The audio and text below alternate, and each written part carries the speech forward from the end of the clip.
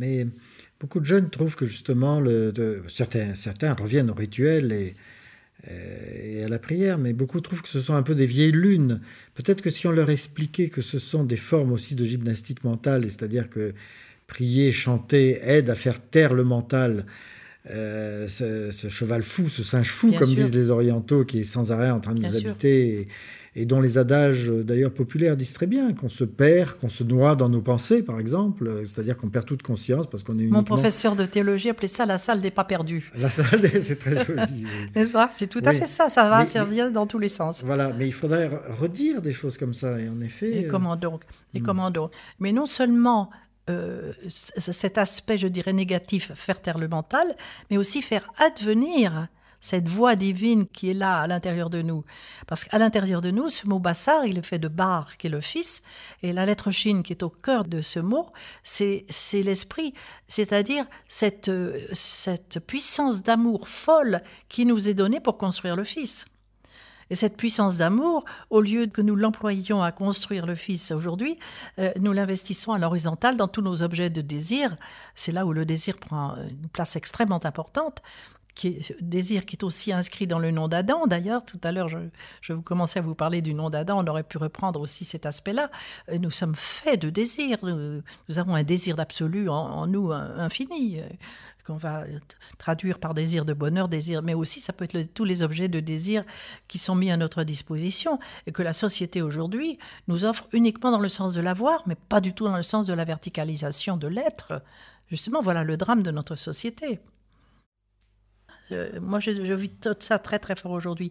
Tous les peuples d'Europe sont devant une impossibilité de gérer le problème de l'intégration des peuples qui viennent vers nous, n'est-ce pas? Que ce soit les Maghrébins, que ce soit les gens du pays de l'Est, etc. Impossibilité de gérer d'une façon convenable. Alors on met une loi, puis encore une autre loi qui va la contredire, encore une autre. On sent très bien qu'on est perdu par rapport à cela. Pourquoi? Parce que nous n'intégrons pas l'inaccompli à l'intérieur de nous.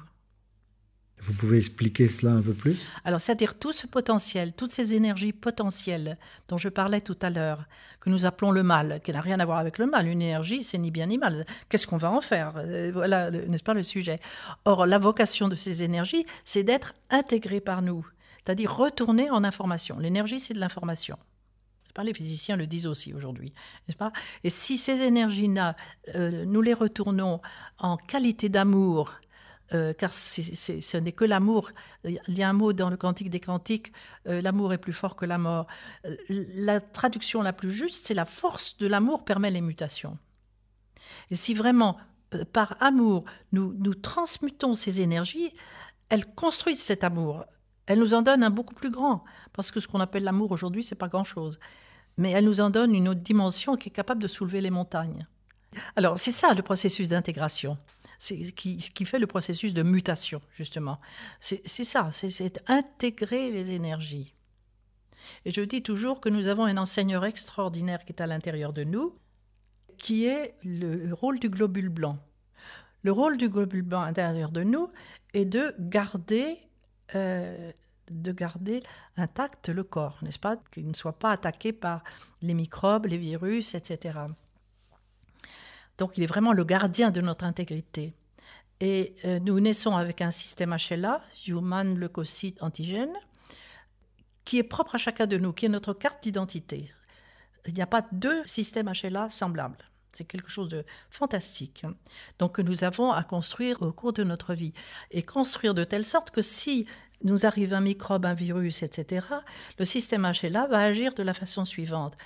Celui qu'on peut appeler le général en chef, qui est appelé le T4, le T4 va aller vérifier que toutes les cellules du corps sont bien recouvertes par le système HLA. Il va aller identifier le virus ou le microbe. Il va mettre une barrière, une frontière entre le microbe qu'il appelle le non-soi. C'est intéressant, les termes de la biologie aujourd'hui. Une frontière entre le non-soi et le soi. Et il va vérifier à l'intérieur du soi que le soi est porteur du non-soi. Ce que je disais tout à l'heure par rapport au nom du prochain. Et il vérifie que, bien sûr, le soi est porteur du non-soi. À ce moment-là, il mobilise toute sa petite armée d'antigènes et il va aller auprès du microbe en question qu'il va intégrer. qu'il va ingérer. Il ne le tue pas. Il l'intègre, il l'ingère. Alors que nous, notre médecine officielle, elle va tuer le microbe, mais elle tue aussi le système HLA. Voilà.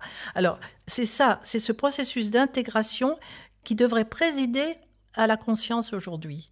Et si nous faisons ce travail à l'intérieur de nous, et si nous intégrons cet immense potentiel d'énergie, mais immense, il y a un tueur en vous et en moi, nous sommes capables de tout, capables de tout. Et si nous allons repérer ce non-soi, nous allons voir que nous le portons en nous, et nous allons vraiment faire ce travail d'intégration.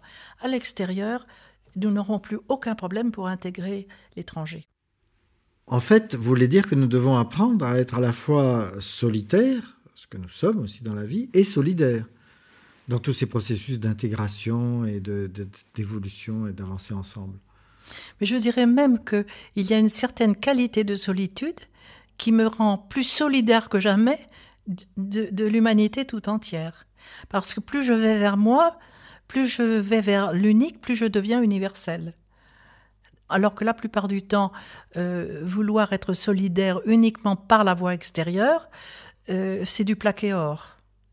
Alors que là, si je le fais par l'intérieur, et bien sûr, ça aura une implication à l'extérieur. Je ne vais pas être que à l'intérieur, je vais aussi avoir l'implication à l'extérieur. Mais là, je fais de l'or. Parce que justement, ça vient de l'intérieur.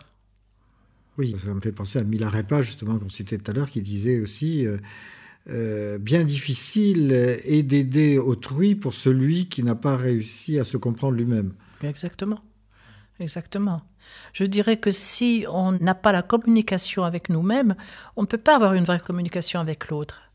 On manipule, ou on est manipulé, beaucoup plus qu'on ne pense, même inconsciemment. Mais la véritable communication, elle doit commencer par la communication avec soi. Et donc, le concept de Saint Paul qui disait « sans l'amour, je ne suis rien », c'est vrai que bon, l'amour est une force, pourrait-on dire, incroyablement active, mais n'est peut-être aussi rien sans qu'on s'occupe de cette intériorité. Ça peut être aussi du plaqué or. Justement, d'ailleurs... Ça peut être une sorte d'amour des bons sentiments, oui, mais qui garde en soi des rigidités sclérosantes aussi. Je reprendrai même ce que dit l'apôtre Paul, puisque c'est de lui que vous êtes parti dans son épître aux Corinthiens. Si nous prenons cette épître à la lettre sans justement entendre cette autre dimension, ça peut être de la naïveté grotesque.